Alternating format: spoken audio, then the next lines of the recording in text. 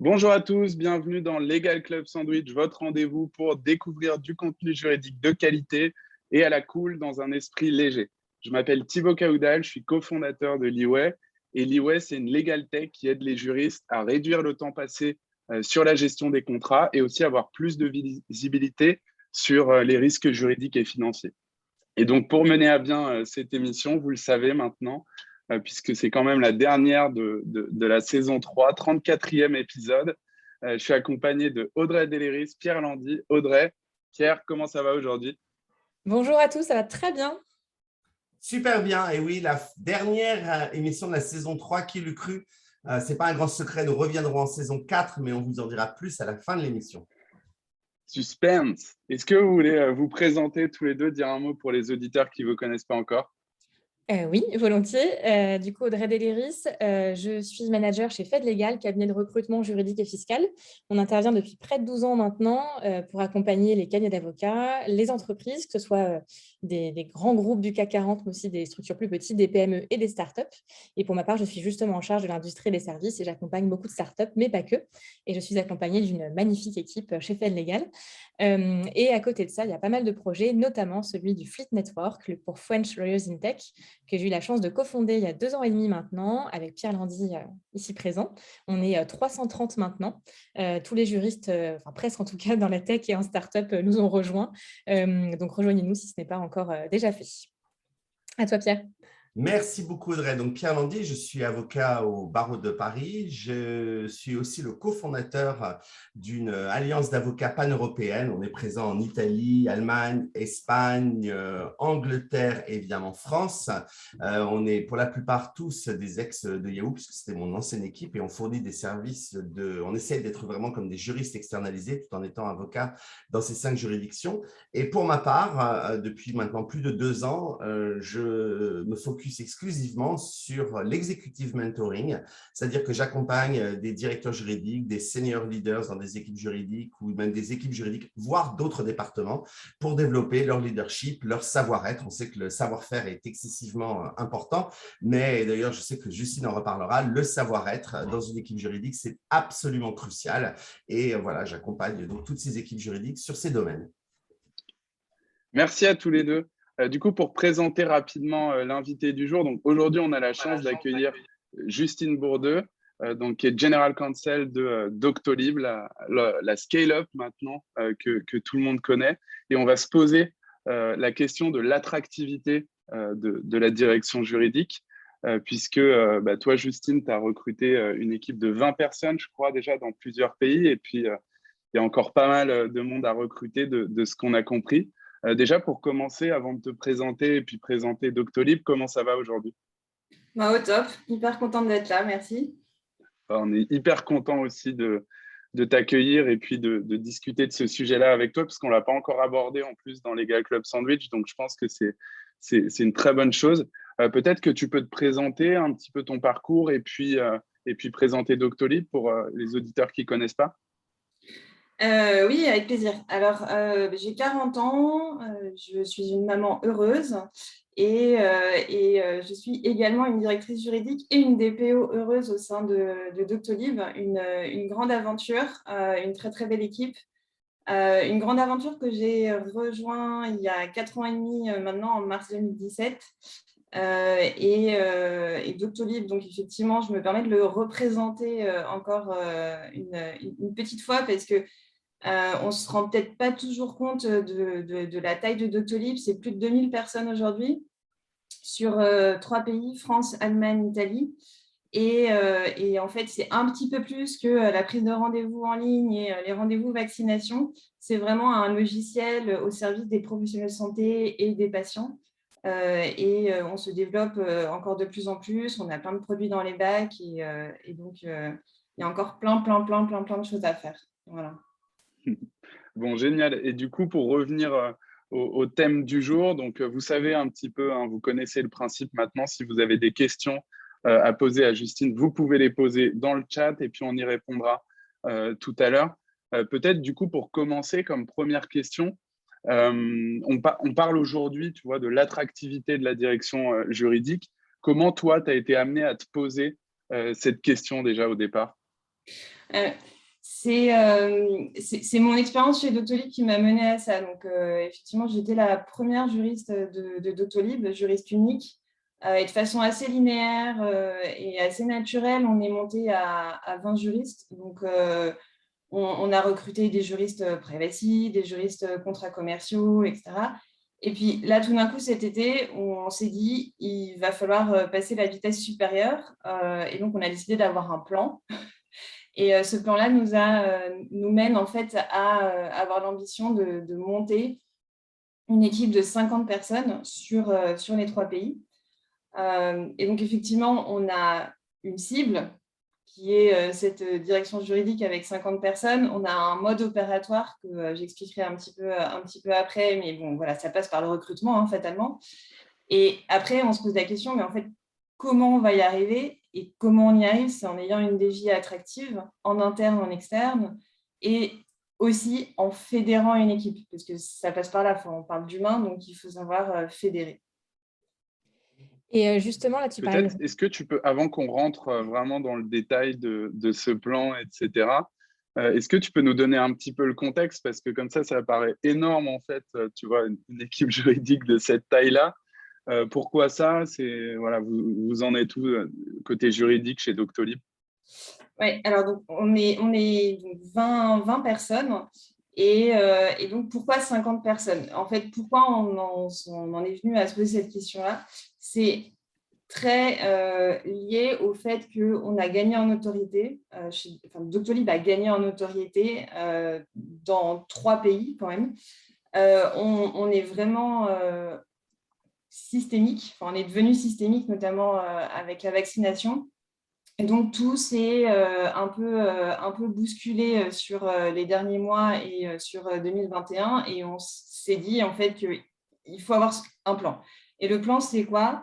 C'est d'avoir une réponse assez forte à cette situation, une réponse juridique avec des experts juridiques, mais aussi un renforcement et plus de backup juridique. Et en fait, c'était ça la genèse de tout ce qui s'est passé cet été à la rentrée et pourquoi voilà, on en est là aujourd'hui. Juste une question, Justine, tu disais que c'était 3 pays. C'est quoi les 3 pays? France, Allemagne, Italie. Ok, France, Allemagne. Ce sont des très, très gros pays en population, mais aussi en nombre de praticiens de la santé. Et Justine, tu parlais de recrutement, parce que forcément, pour agrandir ton équipe, tu es obligé de recruter des gens, c'est un peu le principe. Aujourd'hui, tout le monde le sait, et moi la première en tant que recruteuse, c'est quand même très compliqué de trouver des candidats. C'est vraiment un marché de candidats à qui on propose plein de choses différentes, des super postes de part et d'autre. Il y a beaucoup de postes ouverts partout, notamment du coup dans tes équipes. Comment tu t'y prends, toi, pour démarquer et essayer de les convaincre de plutôt venir chez toi que chez les autres? Je pense qu'il y a plein de façons de se démarquer pour une DJ et en fait, l'important aussi, c'est de se démarquer à sa façon. Il y a par exemple porter le RSE, porter des valeurs de diversité et d'inclusion, aussi se digitaliser très fortement, etc. Enfin, il y a plein de bonnes façons de se démarquer. Et j'aimerais bien pouvoir toutes les faire parce que c'est toutes des bonnes raisons. Mais pour se démarquer, il faut quand même en choisir une. Et en fait, je pense qu'il faut choisir aussi celle qui va correspondre à son leader, au pionnier du département et aussi à la société. Et Doctolib est une société qui a une mission très, très forte, très humaine. Et ce qui m'a semblé essentiel pour le département juridique de Doctolib, ce serait de vraiment fonder ce qu'on appelle la Mission Vision Statement, une déclaration de mission et une déclaration de vision. Et ça, on l'a fait courant de l'année 2021. On s'est posé avec tous les pionniers du département que je remercie vraiment parce qu'on a fait des workshops hyper qualitatifs avec des personnes engagées pour définir quelle était notre mission à nous, service juridique. Enfin, pourquoi est-ce qu'on a 20 juristes au sein de Doctolib? Pourquoi? Qu'est-ce qu'on fait?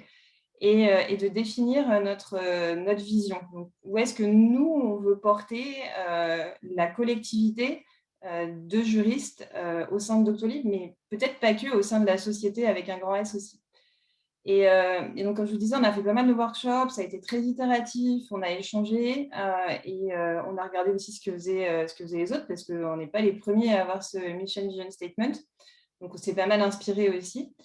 Et on est arrivé à des notions centrales, par exemple pour la mission, qui serait le fait qu'on ait des guides, qu'on définit un cadre sain et raisonnable. On n'est pas que des juristes blancs-noirs, on définit un cadre dans lequel le business va pouvoir s'amuser et développer toutes les bonnes idées qu'ils ont. Et une notion de confiance aussi qui nous semblait primordiale, notamment parce qu'on est dans le secteur de la santé et la confiance dans la santé, c'est quand même clé. Donc, c'est autour de ces trois grandes idées qu'on a bâti la notion de mission. Et après, pour la notion de vision, là, on se demande où est-ce qu'on va, où est-ce qu'on veut emmener tout ce beau monde, où est-ce qu'on veut…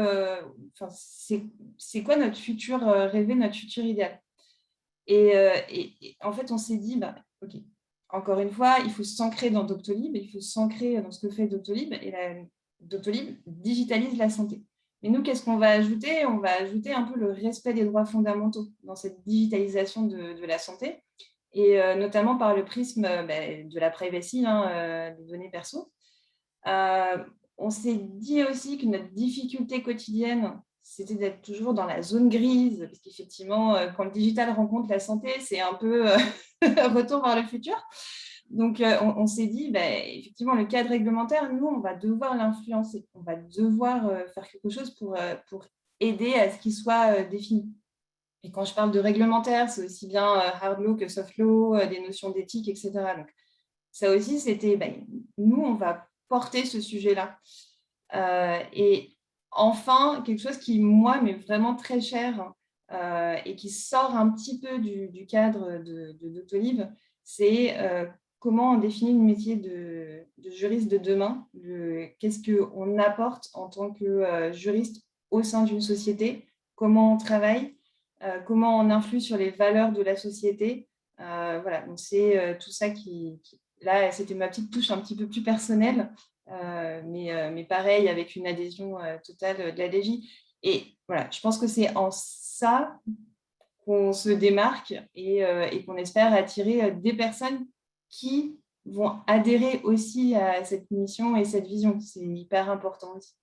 C'est très intéressant ce que tu dis, on en a parlé lorsqu'on a préparé cette émission. Je dis toujours qu'effectivement, avoir une mission, c'est-à-dire quelle montagne on gravit tous ensemble, pourquoi on va la gravir, quand est-ce qu'on va la gravir, les problèmes qu'on va avoir en la gravissant, ce qu'on va en tirer personnellement, c'est très, très important pour qu'une équipe se sente impliquée, rejoigne le projet. Et tu viens de le dire, ce n'est pas quelque chose que tu peux imposer aux équipes en tant que leader, c'est-à-dire que c'est quelque chose que tu peux proposer et les gens… littéralement, on revient au truc juridique, c'est un opt-in. C'est-à-dire que ton équipe doit opt-in à cette vision et la suivre, et tu ne peux pas la force down à tes équipes. Donc, c'est vraiment hyper inspirant d'en proposer une, parce que du coup, comme tu le dis, les juristes, ils vont vouloir avoir envie, et si la vision que tu le proposes ne leur parle pas, j'ai envie de leur dire, ce n'est pas la peine de postuler ou de rester dans cette équipe, parce qu'il faut véritablement obtenir une vision. Ce n'est pas tout d'en avoir une, mais il faut que les juristes la suivent, et la façon avec laquelle tu l'as créée, ça a permis justement cette adhésion.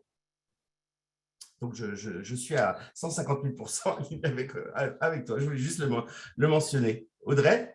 Oui, moi je voulais faire un commentaire sur ce que tu disais, Justine, c'est que, comme tu le disais, c'est aussi une vision et un message que tu as construit avec ton équipe.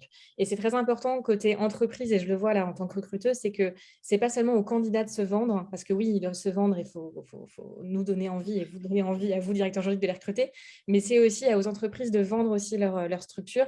Alors, pas en idéalisant tout, en disant que tout est génial, ni en disant que tout est noir. J'ai déjà eu le cas où c'est quelque chose d'un peu compliqué, où j'ai une direction juridique qui me dit là, c'est vraiment très dur, il y a beaucoup de pression, pression, mais rejoignez-nous si vous voulez voir, ça va être génial, on va souffrir ensemble. Ça ne marche pas comme ça, en fait. Du coup, il faut que ce soit le plus clair possible et il faut quand même donner envie. Et c'est ce que tu dis est tellement important de faire partager cette vision-là, parce que c'est important pour l'équipe qui est déjà en place, mais aussi pour ceux qui veulent vous rejoindre. Et c'est une rencontre quand on recrute quelqu'un, c'est pas que d'un côté on doit se vendre, c'est aussi l'entreprise qui doit vendre un projet et faire en sorte que ça matche et que vous alliez ensemble construire quelque chose de génial. Voilà, c'est tout ce que je voulais rajouter. Justement, on parle de convaincre et d'emmener les gens. Comment toi, tu as réussi à fédérer autour de ce projet-là? Il y avait la première étape, c'était juste de fédérer autour du fait qu'il fallait un plan. Donc, vous l'avez compris, ça a été plutôt facile. C'est plutôt le contexte qui nous a amené à devoir nous poser la question. Mais en fait, on s'est quand même rendu compte, d'une manière générale, on a fait un constat qu'on est toujours en retard. Et même quand je croyais être en avance, j'étais en retard. C'est-à-dire qu'à chaque fois que je croyais avoir la bonne idée, il va falloir que je la développe, etc. OK, bon, je le ferai en Q1, Q2. Machin. Et en fait, non, c'est arrivé le lendemain. Et là, la grosse frustration, c'est j'étais encore en retard alors que je le savais. Donc ça, c'était vraiment... je voulais vraiment... Enfin, je veux, parce qu'on est encore en train de construire, de déployer tout le plan, mais je veux vraiment y mettre un terme. C'est que je veux être en avance, je veux avoir un coup d'avance. C'est justement en bâtissant ce plan qu'on souhaite avoir un coup d'avance. Alors, l'ambition, c'était pas du tout d'avoir 50 juristes. C'était pas du tout ça qui était qui est mis en avant au départ. C'est juste l'ambition, c'est d'être réaliste. D'être réaliste en fonction du contexte et du futur. Donc, comment est-ce qu'on est réaliste? Avec des éléments qui sont objectifs. Par exemple, Doctolib, 2000 personnes aujourd'hui, bientôt 3000 salariés, présents dans 3 pays, avec des risques juridiques assez forts parmi le top des risques que peut rencontrer Doctolib, notamment avec la privacy, la sécurité, etc. Donc, ça, c'est objectif. Voilà, on se dit, déjà, c'est une bonne base pour construire un plan.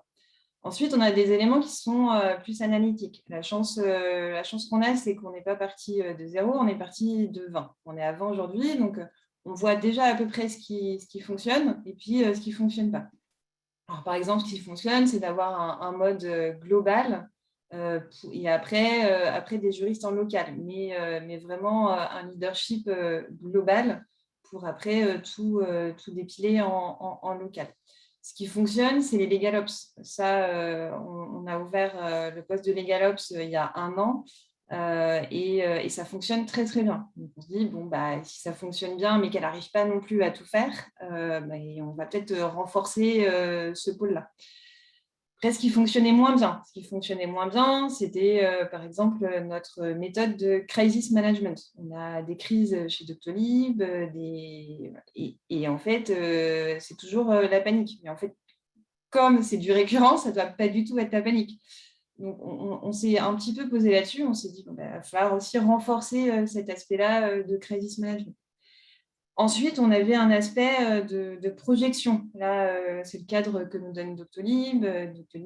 Projection sur quel produit va-t-on développer, les ambitions de top line, et puis avec la fameuse intuition du juriste, savoir aussi ce qui va se passer dans 1 an, 2 ans, qui va nous regarder, comment, etc.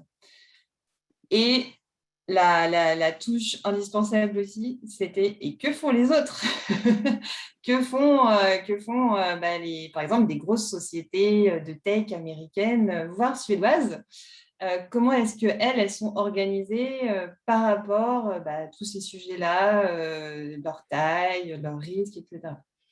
Donc, une fois que j'ai fait un peu toute cette analyse, j'ai juste couché des idées sur le papier et quelque chose qui semble être solide et pouvoir vraiment bien tourner. Voilà. Et donc, en ayant toutes ces étapes-là, c'est là que c'était très mécanique, très structuré, très, très objectif, j'ai envie de dire, avec du bon sens. Et c'est là que quand on arrive avec un plan de recrutement de plus que x2, on arrive à la direction avec cette proposition-là, effectivement, elle fait sens. Voilà. Et après, il y a vraiment le déploiement du détail. de l'organigramme. Mais voilà. Sur l'organigramme, ça me fait penser, Justine, qu'il y a certains directeurs juridiques qui sont vraiment un peu dans leur bulle et qui ne vont pas se renseigner sur ce qui se passe ailleurs. Et ce que tu dis est vraiment très important. C'est bien d'aller communiquer avec les autres, aller se renseigner soit avec, quand on est directeur juridique, soit avec des structures qui sont au même niveau, ou au contraire, qui ont déjà fait ce pas-là pour comprendre. Et j'ai un client qui a fait ça, qui sait exactement où sera sa direction. Enfin, il aimerait en tout cas qu'elle soit là dans 2 ou 3 ans, mais il a un organigramme avec toutes les fonctions. Et il m'en a parlé et il m'a dit, voilà, Audrey, on a recruté ça, ça, ça, ça et là. Et puis, en fait, dans 6 mois, j'embraye sur la suite. Et en fait, tout est hyper bien organisé et il est allé se renseigner aussi auprès de plein de gens, auprès de ses pairs et d'autres directions juridiques pour construire sa propre direction juridique avec l'inspiration de personnes qui l'ont fait avant. Donc, je pense que c'est très fort, en fait, ce que tu dis aussi. Il ne faut pas avoir peur d'aller consulter les autres et se renseigner, au contraire, en fait. Et les connaître, et on reviendra là-dessus, on va vous renvoyer le lien, il faut développer votre réseau et ça c'est essentiel parce que comme tu l'as dit, tu as appelé des gens mais il faut les connaître, donc rappel, on va vous remettre des petits conseils sur le réseau, vous faire un réseau dans le chat. Thibaut, je crois que tu avais une question. Ouais. Bah là, on a beaucoup parlé du plan, tu vois, au sein de la direction juridique. Comment toi, tu as pu vendre tout ça en interne? Je ne sais pas si le mot vendre est forcément le bon, mais comment tu as pu rendre ça attractif, du coup, si on reste dans le thème, aussi auprès des autres directions et puis du management? Il y avait 2 étapes. Il y avait encore une étape avec la direction, parce que bon, une fois qu'ils nous ont dit OK, ça a l'air d'être censé tout ça, mais il y avait le détail, vraiment aussi, qui lui aussi devait être raisonnable et porteur. Donc, pour la direction, il y a eu un petit truc qui était assez facile, assez sympa, parce que comme j'ai dit, quand on a déjà une structure de 20 personnes, il y a quand même déjà il y a une machine qui tourne et on peut avoir quelques KPI, même au sein d'une direction juridique. Par exemple, on sait que pour tant de tech et dev recrutés au sein de Doctolib, on aura besoin d'1 juriste. Voilà. Donc, ça, c'est des cliquets, c'est très simple. On ne se pose plus la question. On le pose une fois au contrôle de gestion et à la RH. Et puis, après, ça devient super mécanique. Donc, ça, c'est déjà pas mal. Donc, c'est un truc une fois pour toutes. Donc, ce qui permet un peu de justifier aussi la taille et la croissance du département. Et après, ce qui était aussi vraiment clé dans les éléments de décision, c'était de présenter non seulement qui allait faire quoi, ça c'est assez basique, mais qui allait faire quoi avec qui. C'est-à-dire présenter chaque département, il allait aider qui en interne et allait parler avec qui en externe. Quels allaient être les interlocuteurs internes et les interlocuteurs externes. Donc ça permettait vraiment à la direction aussi de se projeter, de comprendre le type de projet qui allait être pris en main. Et ce n'était pas juste cracher du mémo juridique, c'était vraiment la nécessité de mettre un juriste en face de telle personne. Et aussi, ce que j'ai développé, c'est pour chaque département, un peu le profil type des personnes qui allaient y être, parce qu'on ne recrute pas la même personne en privacy qu'en contrat. Expliquer que tel juriste doit être versatile, tel juriste, donc plutôt généraliste, prêt à tout, tel juriste doit être un expert, tel juriste doit être quelqu'un qui est capable de gérer plein de choses en même temps versus la personne qui aura besoin vraiment de son espace intellectuel pour aller au fond des choses, etc. Et ça, c'est vraiment donner la coloration de chaque département pour montrer que, en fait, tout le monde ne va pas tout faire, quoi. C'est pour ça qu'il y a besoin de structure, c'est pour ça qu'il y a besoin de recruter et vraiment permettre à la direction de se projeter sur comment ça va fonctionner. Voilà. Et après, bon, il y avait l'histoire de budget aussi. On a mis un chiffre en face de chaque personne en sachant très bien que, en fait, il y allait avoir des recrutements qui allaient être au-dessus du budget, en dessous du budget, mais que dans la grosse masse, c'est ça qui est aussi sympa de faire quelque chose, ou utile, de faire quelque chose at scale, c'est que, en fait, on peut réajuster sur la grosse masse, notamment pour le budget. Donc ça, c'était encore les prémices avec la direction. Voilà. Et ensuite est venue la phase du déploiement. Donc, le prélude à tout ça, c'était quand même d'aller voir le service RH, de lui expliquer le plan, parce que forcément, il y a des impacts sur les individus avec des scopes qui se resserrent un peu, etc. Bon, une fois qu'il y a eu blanc-seing total, que la RH a été rassurée sur le fait que c'était vraiment un plan win-win pour tout le monde, je l'ai présenté à l'équipe. Hein. Enfin, c'est là où on en vient vraiment au plus important et peut-être au moins mécanique quand même aussi, parce que là, c'est là où on parle vraiment d'humain. Et en fait, le présenter à l'équipe, c'est là où le Mission Vision Statement est super utile. Parce qu'en fait, pourquoi on fait tout ça? Pour remplir notre déclaration de Mission Vision Statement, pour pouvoir remplir nos promesses, pour pouvoir aller là où on veut aller, etc. Donc, ce Mission Vision Statement, c'est très couteau suisse. Hein. Enfin, on peut l'utiliser aussi pour le recrutement, etc. Enfin, je le recommande. Et comment Voilà. ils ont pris tes équipes, justement, parce que c'est absolument exceptionnel de passer comme ça, de plus que doubler, d'avoir ce projet-là. Forcément, d'avoir un vision statement, ça aide. Voilà, comment tu as dû faire ce travail un peu aussi de pédagogie, parce que peut-être que certains ont été un peu surpris d'avoir comme ça un accroissement prévu aussi grand.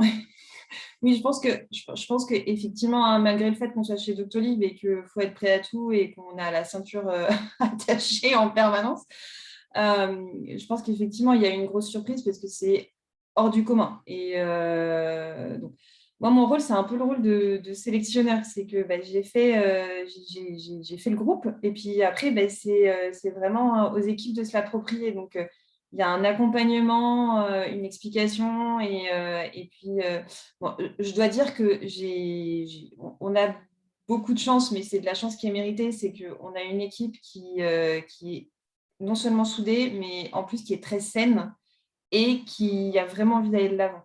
Voilà. Et ça a beaucoup aidé.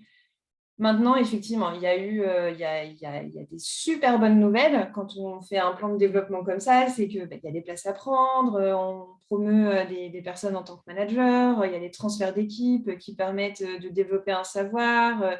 Donc là, ça, il faut vraiment aussi se dire qu'il y a des mouvements latéraux, des mouvements vers le haut, et ça, pouvoir créer un plan aussi et pouvoir permettre aux team members de se projeter. C'est clé et pas leur dire que ils vont subir le truc.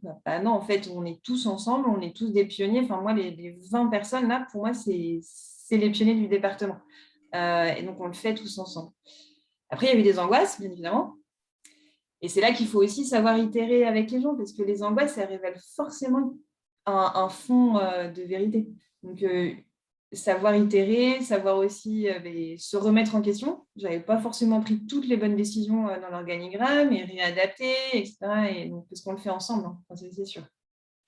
Et dis-moi, j'ai une mini précision, Justine. Donc, tu recrutes 20 ou 30 personnes là, et j'imagine que certaines de ces personnes recrutées sont recrutées par TN-1 ou plus enfin voilà. Est-ce que, par exemple, tu demandes à rencontrer tout le monde pour être garant de la cohésion du groupe en tant que chef d'équipe, ou est-ce que tu fais entièrement confiance, ou est-ce que tu es genre le dernier entretien? Enfin, comment tu t'assures de cette cohésion d'équipe, de cet esprit que tu as cité? Effectivement, je vois tous mes N-1, forcément, et mes N-2 en dernier entretien. Et les N-3, non, mais je le suis en one-to-one, on discute, on valide l'offre. Voilà. Mais ça pourra faire dans notre podcast, hein, comment on recrute. Mais on prépare énormément, on a des fiches, on sait ce qu'on va assesser, etc. Super. Non, et super important aussi, hein, c'est d'après en discuter avec le contrôle de gestion, parce qu'on n'ouvre pas 30 postes comme ça. Hein. Enfin, il y a un budget, on est dans une société, donc il y a un budget 2021, un budget 2022, un budget 2023, et donc il faut quand même rentrer dedans. Et puis les capacités du talent à recruter. Donc ça aussi, ça fait l'objet d'un phasing, d'un arbitrage, et c'est là que, in fine, on s'est dit, OK, on recrute 30 personnes, mais ce sera sur 18-24 mois. C'est pas, là, on n'a pas ouvert tous les postes tout de suite. Impossible. Et le recrutement, tu fais appel à vos talent acquisition en interne, qui vous avez formé à recruter les positions juridiques, ou à des cabinets, ou une combinaison des deux? Comment ça fonctionne? Parce que j'ai souvent pu discuter avec des directeurs juridiques qui me disaient, nous, nos talent acquisition, c'est vraiment des spécialistes pour la tech, pour les fonctions IT, enfin, tu vois, les fonctions très, très spécialisées de la tech. Et c'est vrai que le juridique, on en recrute once every blue moon. Bon, là, c'est 30 d'un coup. Donc, et du coup, souvent, ils ont un petit peu plus de mal en interne, les talent acquisition, à recruter ce type de position. Donc, comment vous avez abordé ce challenge?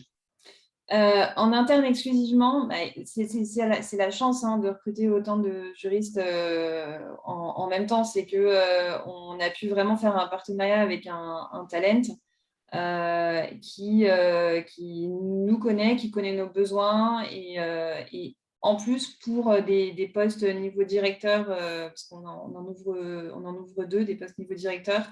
On a la chance chez Doctolib d'avoir un talent acquisition pour les key hires. Donc là aussi, gros partenariat, grosse attention. Et c'est un vrai projet. C'était vraiment en mode projet et c'est ça qui fédère aussi énormément. C'est le fait d'avoir des étapes et se dire qu'on le fait ensemble et qu'on le réalisera ensemble. Et du coup, vous en êtes où là dans ce projet? Alors, on avance, mais comme l'a dit Audrey, ça ne se fait pas en un claquement de doigts, puisqu'effectivement, c'est un marché que je sens moi aussi, de plus en plus de candidats. Donc là, on va accueillir 6 personnes en Q1, peut-être plus si on est chanceux dans d'autres postes encore ouverts. Et là, c'est le prochain challenge, je pense, encore plus important que celui-là, c'est comment accueillir, comment ils vont trouver leur place rapidement, notre capacité, nous, à leur prêter attention, notre capacité à scaler tous ces onboarding, ouvrir des librairies, des recueils, des process, etc., enfin, ce qui est clé. Et peut-être que je viendrai vous présenter ça aussi dans 6 mois sur comment ça se passe vraiment. Ouais, il y aura plein de choses, plein d'enseignements à en tirer, je pense. Bon, j'imagine que du coup, il y a des offres à pourvoir. Peut-être qu'on peut dire aux gens d'aller voir sur le site Doctolib s'ils veulent postuler directement. Merci Justine, c'était parfait.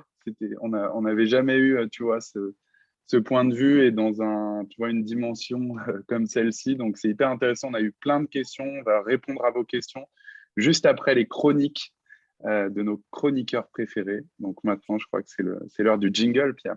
Absolument, c'est parti.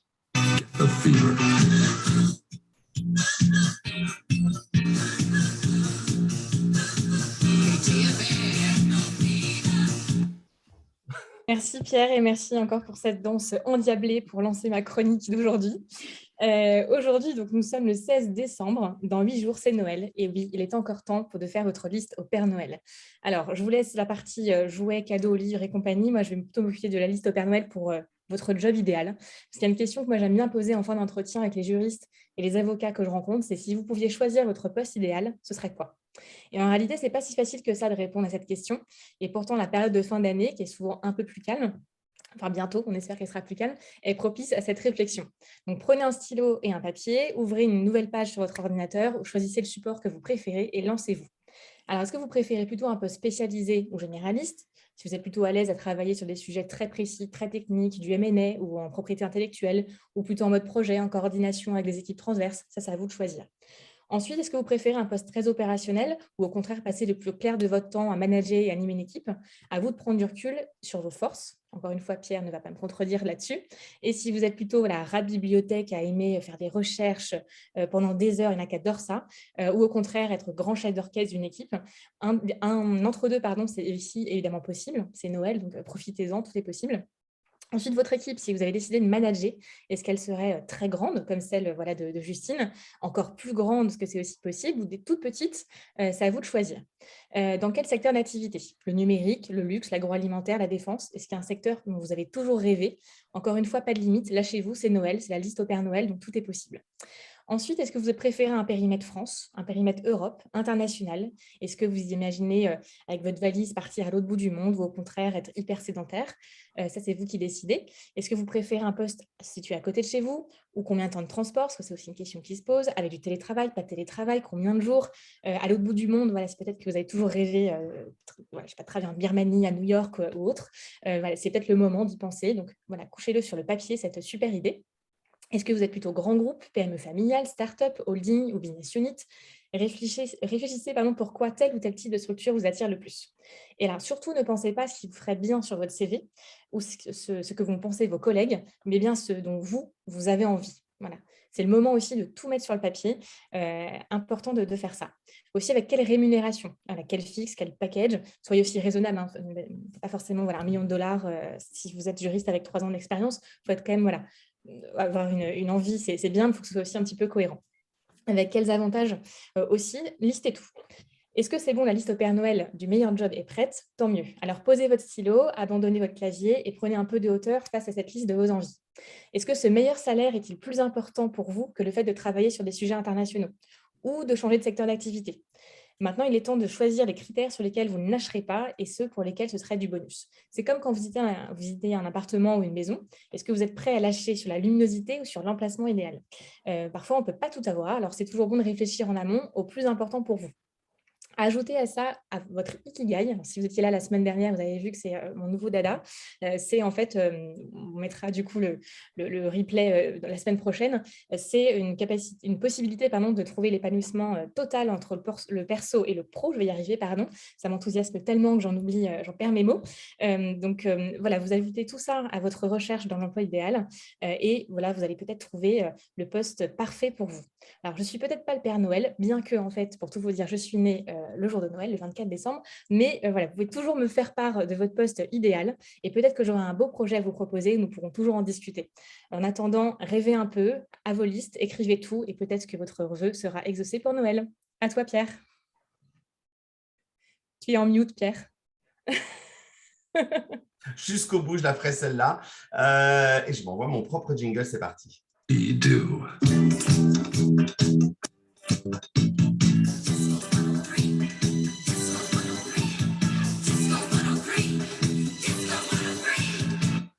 On était vraiment très inspirés le jour où on a trouvé ces jingles il y a maintenant 3 saisons et franchement, on ne s'en lasse pas.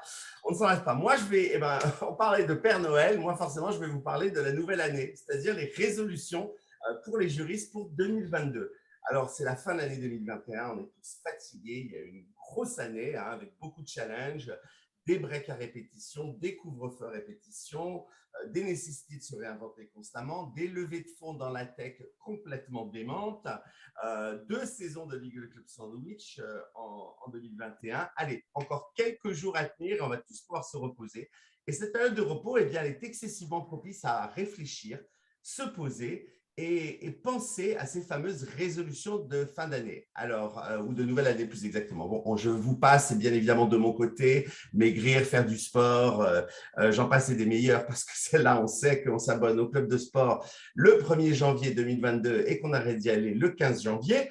Donc, on va plutôt se consacrer sur des résolutions pour votre équipe et qui pourraient peut-être vous aider. Alors, attention, je vais vous donner plusieurs idées, mais n'en retenez qu'une ou deux, ça sera déjà très bien. Ce n'est pas la peine d'avoir un inventaire à l'après-vert de choses que vous allez potentiellement faire. Je préfère que vous en preniez moins et que vous soyez certain de les mettre en œuvre. Alors, quelques suggestions. On y va. Organisez-vous mieux. Revoyez la façon avec laquelle vous organisez votre semaine, les meetings auxquels vous participez, ou plus exactement, est-ce que vous devez continuer à y participer? Est-ce que vraiment c'est à vous d'y aller? Vous avez des équipes des N-1 ou même votre présence n'est pas du tout nécessaire. Pensez au bon vieux exercice du Drive, Ditch, Delegate dont j'ai déjà parlé. Des choses que vous devez faire vous-même, que vous devez déléguer ou simplement arrêter de faire parce que la valeur n'est pas essentielle. Si vous n'avez pas d'assistante, eh bien, pensez à cette merveilleuse appli que j'ai installée grâce grâce à Thibaut il n'y a pas si longtemps. Calendly, qui a sauvé ma vie et dans laquelle vous pouvez du coup balancer un lien aux gens qui veulent vous parler une demi-heure, 30 minutes, 45 minutes, une heure, plutôt que ces échanges sans fin d'emails le 14 mai à 10h, le 28 mai à 16h. L'horreur, un petit lien Calendly et hop, c'est des mails et des minutes gagnées. Donc voilà, pensez, voilà, est-ce qu'il y a des projets de votre équipe qui n'avancent pas, qui traînent? Et finalement, est-ce qu'il ne faudrait peut-être pas juste le revoir ce projet? Est-ce qu'il est toujours d'actualité? N'ayons pas peur, supprimons-le s'il n'est plus utile. Allons-y, on avance, on fait le nettoyage en janvier. Deuxième idée, repensez à votre gestion de vos clients en interne. Alors, est-ce que vous offrez vraiment, vous et vos équipes, le meilleur service client possible? Posez-vous des questions, faites un sondage, par exemple, en début d'année, sur l'efficacité de votre direction juridique. Un truc très simple, 3 questions. Qu'est-ce que vous adorez au service juridique? Qu'est-ce que vous pensez qu'on peut améliorer au service juridique? Et any other comment? Et puis, sur la base de ces commentaires, de ce feedback, faites peut-être une demi-journée pour faire l'exercice qu'on appelle de la client journey. Et Audrey va vous mettre un lien sur ce concept pour revoir un petit peu comment vous travaillez avec vos clients en interne et quels sont tous ces endroits où vous et votre équipe pourriez améliorer le service client que vous faites. Et peut-être utiliser des templates, la même façon de parler, la même façon de revoir le risque. Vous savez qu'un risque, on peut le voir simplement sur la dangerosité du risque, mais peut-être rajouter un axiome différent. Il y a la dangerosité du risque et puis la véritable possibilité que le risque se matérialise, ce qui sont 2 axiomes différents. Donc voilà, réfléchissez comment vous pouvez aider vos clients encore mieux. Troisième potentielle résolution, on en a parlé tout à l'heure. Networker plus. De quelles associations faites-vous partie? Laquelle vous correspond? Le Cercle Montesquieu, l'AFJE, Fleet Network, bien sûr, French Lawyers in Tech, d'autres. Qui sont vos concurrents directs? Connaissez-les. Connaissez-vous les directeurs juridiques en poste de vos concurrents directs ou tout simplement de votre domaine d'activité? Est-ce que tous les directeurs juridiques des licornes se connaissent, par exemple? Combien de déjeuners de networking faites-vous par mois, vous et vos N-1 ou votre équipe? Est-ce que ce n'est pas le moment de mettre un KPI sur ce sujet? Donnez-vous des objectifs et bien quantitatifs, au moins rencontrer un directeur juridique par mois, mais aussi qualitatif, bien évidemment. Ce n'est pas la peine de rencontrer n'importe qui pour se dire qu'on a rencontré quelqu'un pendant le mois. J'avais fait un blog, je l'ai remis, on vous le remet sur construire un réseau professionnel. Tout ça, c'est pour vous montrer tout le contenu qu'on a produit pendant 3 ans, parce qu'on n'arrête pas de vous ressortir les précédentes choses qu'on a faites. Quatrième idée, travaillez votre personal branding. Là aussi, on en a parlé il n'y a pas très longtemps avec une conseillère en communication. C'est le moment de revoir votre profil LinkedIn. Est-il encore à jour? Avez-vous reçu des recommandations? En recevez-vous? Et quelle conférence ou quel webinaire pourriez-vous parler pour vous faire connaître? Si vous avez des choses hyper intéressantes à raconter, contactez-nous avec Audrey et Thibaut pour rejoindre Legal Club Sandwich et faire une présentation aussi inspirante que celle de Justine aujourd'hui. Investissez une nouvelle idée de résolution pour 2022 dans les Legal Tech. Elles sont nombreuses, vous en avez entendu parler. On va vous redonner un paquet de liens là. Mais je ne sais pas, moi, connaître les évolutions jurisprudentielles avec pensée doctrine, pensée prédictis. Si vous devez suivre le budget de votre direction juridique, pensez Simple Legal, qui est exceptionnel. Si vous devez gérer vos contrats, page de publicité et de sponsoring, pensez Leeway, bien évidemment, notre ami Thibaut. Si vous devez trouver notamment en anglais, des documents juridiques à des prix défiant toute concurrence, pensez Rocket Lawyer. Et puis, il y a forcément une Legal Tech en mesure de vous aider dans votre day-to-day, ne serait-ce que pour faire, lorsque la fin est proche, parce que vous n'en pouvez plus, il y a Testamento. Je ne plaisante pas, ça existe pour rédiger son testament en ligne, ça existe. Pensez à DeepL pour vos traductions aussi, bien évidemment. Autre résolution, un team building. C'est peut-être le moment, l'équipe commence, on revient, pensez à créer des moments avec votre équipe. Movie night, elle en a parlé tout à l'heure, Justine, un dîner d'équipe, un véritable off-site. Pensez votre vision, définissez-la ensemble, exactement ce qu'a fait Justine avec son équipe. Préparez l'avenir, comment est-ce que chacun peut contribuer à cette vision. Ne négligez pas l'importance que peut avoir pour toute l'année ce petit rendez-vous avec l'équipe en début d'année pour démarrer ensemble et bien démarrer. Je vous en donne 2 derniers. Le break de 5 minutes, tous les jours, pensez à vous donner toutes les 2-3 heures un break de 5 minutes. Juste, on s'arrête. un peu comme moi, je devrais faire dans mes chroniques où je vais à toute vitesse, on ne me donne pas beaucoup de temps, c'est un scandale. Mais prenez ces 5 minutes, réfléchissez, faites un câlin au chien, si vous en avez un. Moi, vous ne connaissez pas encore Mouchka, pour ceux qui viennent, mais c'est la mascotte évidemment de Legal Club Sandwich. Marchez un peu, soyez sociable avec un collègue, sortez de votre contrat. Bref, prenez un petit peu de temps, quelques minutes pour vous retrouver, respirer, vous en serez d'autant plus concentré derrière. Et puis, moi, auquel je tiens énormément, et que je faisais énormément quand j'étais chez Yahoo, notamment quand vous avez des packages énormissimes, ce qui peut vous arriver, des belles caches dorées que parfois les CEO sont prêts à donner à leur direction juridique et à leur lawyer, c'est recontracter avec vous-même. C'est-à-dire, est-ce que vous êtes toujours heureux dans ce job? Est-ce que vous avez envie de tout redonner une année de plus? Ou est-ce que finalement, vous êtes au bout de tout ce que vous pouviez donner? Ça peut arriver et on peut au bout d'un moment ne plus se sentir heureux. Il est important de recontracter avec soi-même en se disant non, j'ai bien pesé le pour, le contre, ce que j'adore chez telle société, ce que j'aime moins, ce qui serait formidable dans une autre société, ce qui le serait moins. Les choses les plus importantes dans ma vie, on a un document qui s'appelle les 5 questions qu'on va vous donner à télécharger. Recontractez-vous avec vous-même. Posez-vous la question, est-ce que je suis toujours heureux? Parce que quand même, ça ne sert à rien d'aller au travail la boule au ventre. Donc, c'est bien en début d'année de se reposer la question. Voilà, donc, parce que je voulais juste redire ça, la seule chose qu'on contrôle vraiment dans sa vie, c'est le travail. On ne contrôle pas grand-chose, mais être misérable au travail, c'est normalement quelque chose sur lequel on peut à peu près influencer. Voilà, je ne sais pas si une ou deux ou plus de ces idées vous en parlez, mais voilà, prenez ce qui vous a plu, appliquez-les, décidez ça dans la nouvelle année. Et donc, je vous souhaite à tous, chers auditeurs de Legal Club Sandwich, mes meilleurs voeux de bonne et heureuse année 2022. Merci à tous les deux pour ces chroniques. Franchement, c'était splendide. Vous étiez en forme aujourd'hui. Donc, on va passer aux questions. Maintenant, on a quelques questions. Je propose de commencer par celle de François.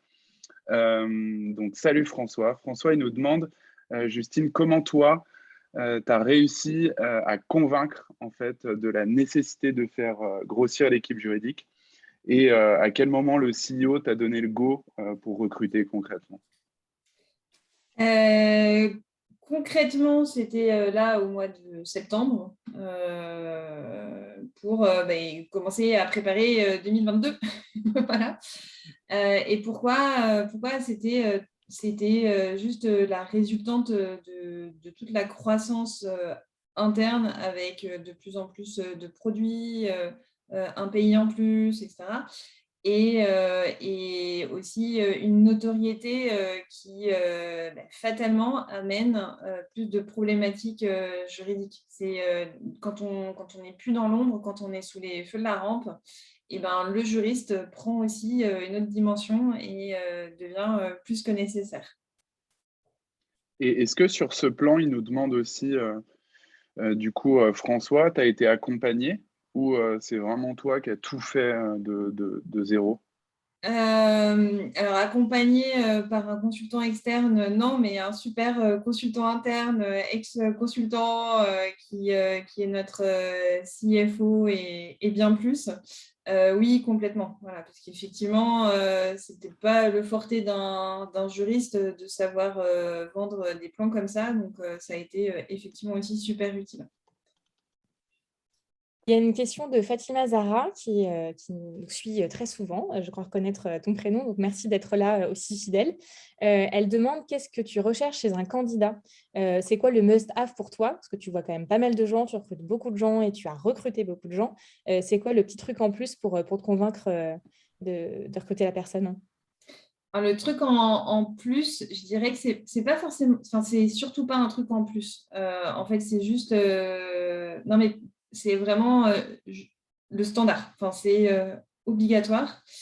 Ce sont deux choses. La première, c'est est-ce que cette personne va s'intégrer dans l'équipe pour vraiment continuer cette cohésion d'équipe qui est clé. Première condition sine qua non. Et deuxième question qu'on se pose à chaque fois, c'est en quoi cette personne est meilleure que nous, ou au moins meilleure que 50% des 20 personnes qu'on a. Et ça aussi, c'est hyper important. On ne recrute pas juste pour recruter, pour remplir une case. On recrute vraiment pour se projeter et pour se dire que c'est qualitatif et ça va ajouter de la qualité. Voilà. Après, comme je le disais, vraiment en fonction du poste, il y a des critères complètement différents. Oui, ça va dépendre en fait enfin, tu ne peux pas avoir les mêmes critères pour chaque poste. Non, exactement. Mais il faut qu'il y ait, Si j'imagine, le feeling qui passe bien forcément et que tu imagines la personne, comme tu le disais, qui s'intègre bien. Et c'est tellement important d'avoir une équipe qui fonctionne bien, du coup. Et tellement une chance aussi. Oui, c'est une vraie machine avec plein de rouages et il faut pas qu'il y ait un petit grain de sable qui vienne l'empêcher. Enfin, c'est vraiment de l'humain. Et on prend un pari, on prend une responsabilité aussi envers les personnes parce que la plupart du temps, quand même, ces personnes sont en poste, ont un CDI et prennent aussi des risques. Donc, on se sent aussi responsable de ça. Et c'est pour ça qu'effectivement, on a un parcours de recrutement qui est un petit peu long. On a un business case à faire. Donc, c'est très engageant. Mais en fait, les candidats qui jouent le jeu sont hyper contents parce que ça leur permet de se projeter, de savoir dans quoi ils mettent les pieds. Et puis, ça crée un lien. Enfin, c'est des moments quand même assez forts, tout ce parcours de recrutement. Une dernière question peut-être? Oui, c'est ça. On a une dernière question de Fabien qui nous demande combien de N-1 as-tu aujourd'hui et combien tu en auras plus tard? 6 et 6. Alors, 6, c'est bien. C'est bien parce que c'est très adapté aux besoins du département. Et en plus, par rapport à l'investissement que je souhaite avoir, c'est le maximum. C'est vraiment, je pourrais en avoir beaucoup plus, je pourrais faire un râteau beaucoup plus large, mais chez Doctolib, contrairement à d'autres organisations, enfin tout se défend, mais c'est juste qu'à un moment, il faut faire un choix et c'est comme ça. On a une organisation hiérarchique et des liens managériaux qui sont très forts. Je suis très investie auprès de chaque individu que je souhaite accompagner. Donc, plus, ce ne serait pas possible. Si je peux y aller juste vite fait, en fait, il y a une LegalOps, vous avez compris. Il y a un département Corporate M&A, un département Compliance, un département Privacy, un département Product Compliance. Ça aussi, je pourrais faire un podcast là-dessus. À mon avis, ça va être en plein développement.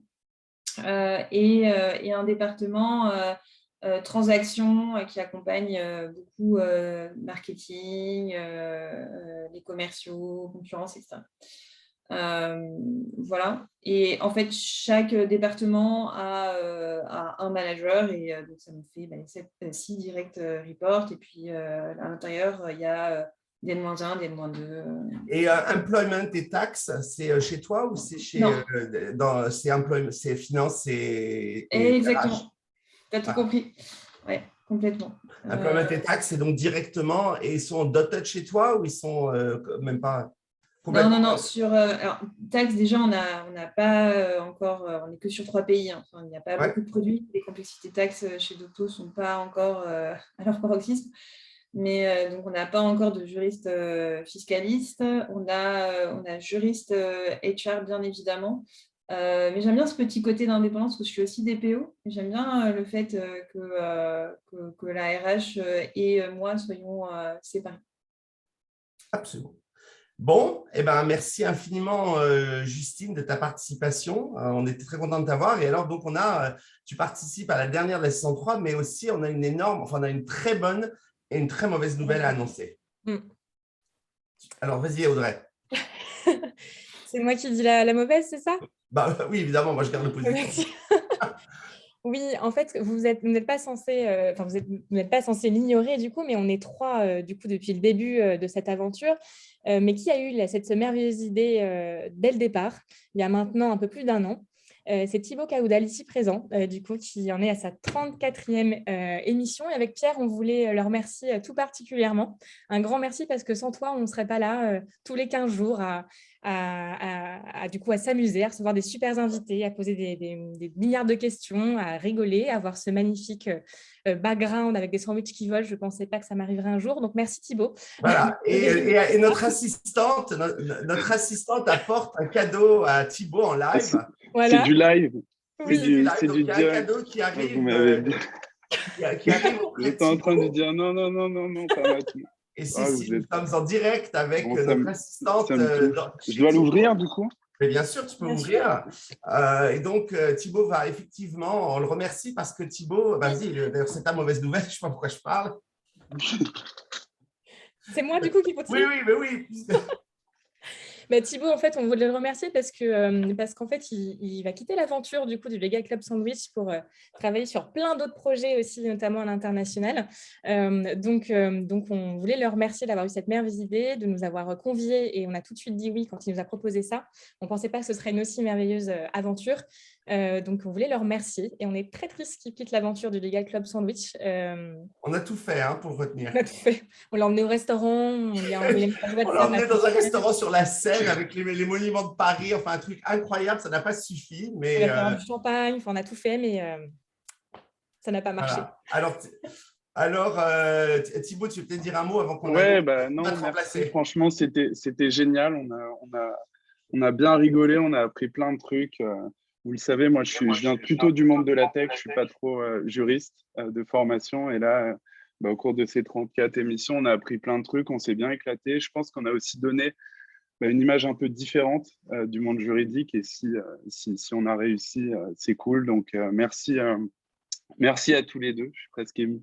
Merci à tous les deux et puis à tous ceux qui ont participé à ces émissions. Et ça va continuer. Et ça, c'est le truc le plus cool, quoi. D'ailleurs, Thibaut, tu peux te dire un mot, tu vas avoir continué, mais en anglais. Il va y avoir une version, on va te voir apparaître ou ça sera quelqu'un d'autre qui va dans la version anglaise? Non, maintenant, il y a d'autres personnes qui vont prendre le relais et qui vont développer aussi un format qui ne sera pas uniquement en français, mais qui sera en anglais, voilà, pour toucher une audience encore plus large. Et puis j'espère que vous m'inviterez de temps en temps dans les Legal Club Sandwich pour faire un petit coucou, du coup. Absolument, et on espère que tu nous inviteras dans la version anglaise. Ça ne s'appellera pas Club Sandwich, mais regardez les réseaux, il va y avoir une initiative internationale dont Thibaut sera l'architecte in the background. Et donc, du coup, avec Audrey, on a vachement réfléchi qui pourrait remplacer Thibaut, si tant est que Thibaut est remplaçable. Irremplaçable. Mais on a quand même eu une idée. Et donc, on a le plaisir de vous annoncer que pour la saison 4, qui démarrera, quel jour déjà, Audrey? Je me souviens. Je ne sais plus, le 15 mois. Au mois de mars. Le 15 je ne sais pas, tu regardes pendant que voilà. Donc, on va avoir Lyndia Le Sauvage qui va nous rejoindre. Lyndia Le Sauvage était l'invitée numéro 2 du Legal Club Sandwich. C'est une experte en communication en public, mais aussi en process-com, qui est un modèle que certains d'entre vous connaissent peut-être, et aussi en média training, donc tout ce qui est autour de la communication de manière générale. Et donc, Lyndia va nous accompagner. Parce qu'on trouvait important, Lyndia travaille avec énormément de juristes comme Thibaut, mais Lyndia n'est pas juriste et on trouvait important de garder cet œil-là dans le Legal Club Sandwich. Donc, on va un petit peu changer les rôles de chacun, mais vous allez avoir des chroniques très, très intéressantes sur prendre la parole, sur la process-com, sur comment travailler avec des caméras, enfin, plein de choses qui, je pense, vont être utiles pour les juristes. Et puis, pardon, j'en perds ma voix, je suis ému aussi. Audrey et moi, on sera toujours là. Donc voilà, je vais avoir 2 femmes avec moi. Ça ne va pas être simple, mais je vais essayer d'exister quand même. Moi qui suis tellement timide, je vais tenter d'exister dans cette nouvelle version. Donc voilà, vous ferez bientôt connaissance avec Lyndia. Et si vous voulez déjà avoir une idée de qui elle est, Audrey vient de mettre le lien vers le Club Sandwich numéro 2 de Lyndia. Et elle est exceptionnelle, vous verrez. Voilà. En tout cas, on voulait remercier Justine aussi parce que tu as été notre 34e invitée. Donc, merci d'avoir clôturé cette saison 3, d'avoir été l'invité pour la dernière mission avec Thibaut. Et je suis moi, toujours ravie de vous retrouver tous et je serai ravie de vous retrouver le mardi 15 mars parce qu'on fera une annonce, on va laisser le temps à tout le monde de partir en vacances, de refaire la rentrée, etc. Et puis, on refera une communication là-dessus. On passera le mardi à partir du mois de mars. Voilà. Alors, je pense qu'il est temps de mettre quelque chose pour le générique final. Attendez, je retrouve le mien. Mes camarades sont beaucoup plus organisés. Regardez, Thibaut, c'est parti. Voilà, moi, je mets le mien. Voilà. On est complètement barge. C'est ça la folie de l'Eagle Club Sandwich. C'est ce que vous appréciez. On vous retrouve au mois de mars. Et en attendant, je vous souhaite à tous d'excellentes fêtes de fin d'année. Bonne fête. Merci Justine, merci Thibaut, merci Pierre. Merci Thibaut. Merci Justine.